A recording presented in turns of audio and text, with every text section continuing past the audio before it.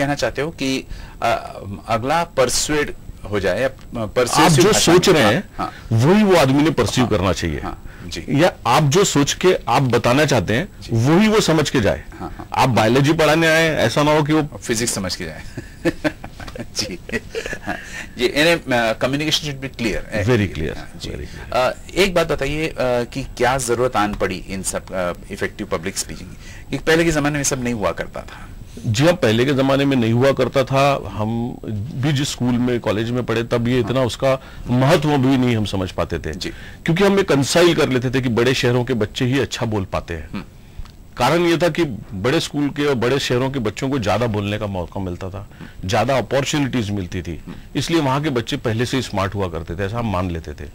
हमारे यहाँ ये एक धारणा रही है कि नहीं, हम अगर स्कूल गांव से पढ़ के आए हैं तो हम बोल कैसे सकते हैं। तो कहीं आपका कहना है कि कॉम्प्लेक्सेस आ जाते हैं, कॉम्प्लेक्सेस आ जाते हैं। और अब ये नीड इसलिए जरूरी हो गई है, कंपटीशन वर्ल्ड है। इंफॉर्मेशन जो बंबई में अवेलेबल है वो न्यूयॉर्क में अवेलेबल है, और वही इंफॉर्मेशन एक नागपुर के शहर में अवेलेबल है, वही एक तालुका में अवेलेबल है। तो इंफॉर्मेशन का तो बम्बार्डमेंट हो गया है, लोग उतनी जानकारी हो गई है, लेकिन आपको जब कंपटीशन के वर्ल्ड में उतरना पड़ेगा तो आपको अपने आप को कहीं ना कहीं बेचना पड़ेगा। मैं आपको बहुत क्रूड वर्ड बोल रहा हूं, लेकिन मैं जानता हूं कि मैं क्या बोल रहा हूं, कि कहीं ना कहीं आपको इस क्राउडेड वर्ल्ड में अपनी एक स्पेस बनानी पड़ेगी। अगर मान लो 10 दुकान ऑलरेडी लगी हुई है तो 11वीं दुकान आपको खोलनी पड़ेगी, और उस दुकान का माल 12 बचे हुए 10 दुकानों से कैसा अच्छा है आपको बताना पड़ेगा। That is all about creating your own space in this crowded world. And what better than you are not communicating with others. आपके पास में नॉलेज का भंडार है, लेकिन किसी ने उसको आप बता ही नहीं सके तो कोई फायदा ही नहीं हुआ। तो इट इज लाइक जंगल में मोर नाचा किसने देखा। तो आपको वो बताना पड़ेगा कि आपके पास में जो मोर है वो सबसे अच्छा नाचता है। जी। बड़ी अच्छी बात कही आपने।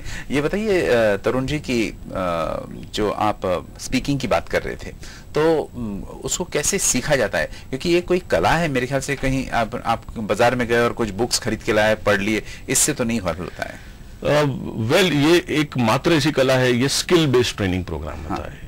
स्किल बेस्ड ट्रेनिंग प्रोग्राम में आप कभी भी आप बुक पढ़ के नॉलेज इकट्ठा कर सकते हैं। जी।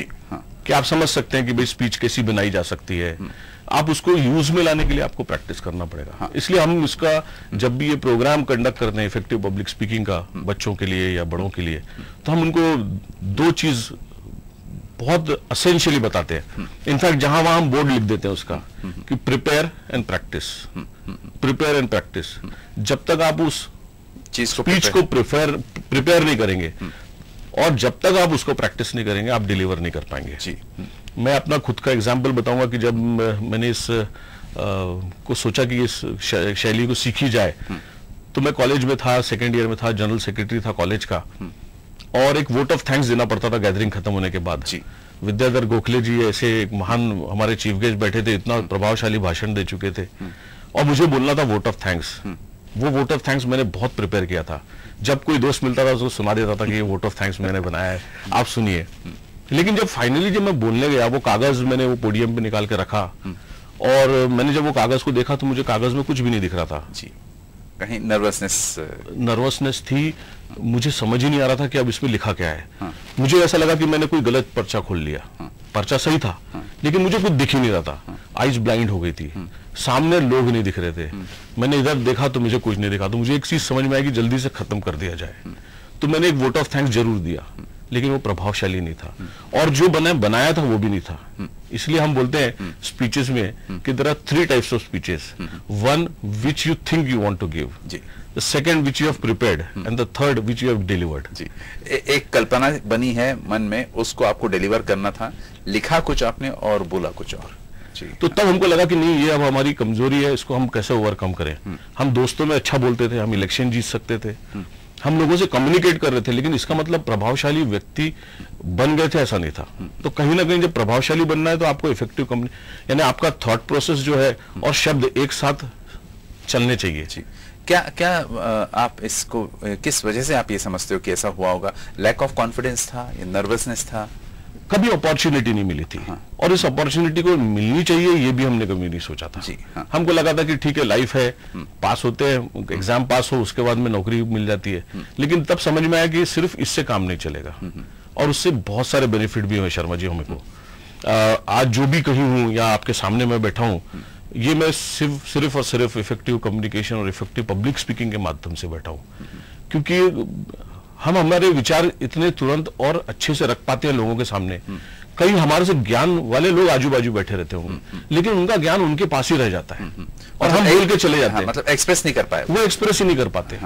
तो आज के जीवन में तो ऐसा है कि आपने 10 दुकानों के बीच में एक दुकान लगाई है, आपको तो बताना पड़ेगा कि आपकी दुकान क्यों अच्छी है, क्यों लोगों ने आना चाहिए। Beat doctor, beat engineer, beat any profession, अगर आप गवर्नमेंट सर्वेंट है तो भी आपको ये बताना पड़ेगा कि व्हाई यू आर गुड, और why you whatever you are doing has to be communicated to your bosses in an effective manner, so that he understands that this boy or this man is working for an organization. You may be working very hard, but then you go dejected because your boss is not very pleased with you. वो एक recognition नहीं मिला है, recognition नहीं मिलेगा, वो इस वजह से नहीं मिला क्योंकि आपका स्पीच या बोलने का तरीका जो था वो। जी हाँ।